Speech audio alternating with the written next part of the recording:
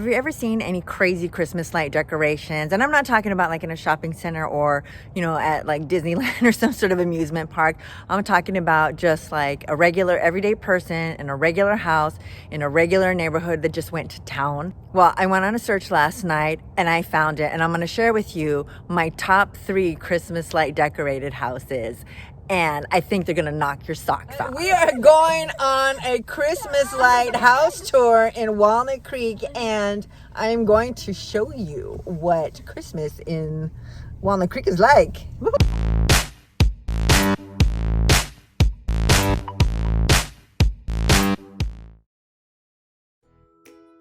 This one is really close to where my parents live and was a clear number 3 for me. It's just really nicely done.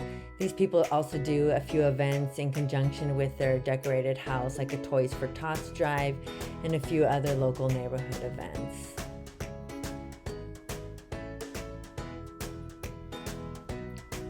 I'd never been to this one before, and it was actually really hard to pick a clear number 2 winner. This one is in the Crystal Ranch neighborhood of Concord and was just really nicely done. This one is hands down the most amazing lit up Christmas house I have ever seen. It reminds me of Disneyland's Small World, and it's not even done yet. I spoke with the owner, it's Eric Cakes, of Bug Zappers Pest Control, and he said it takes him 3 months to get it set up, and it's not even done yet. Dude has a crane to set it up.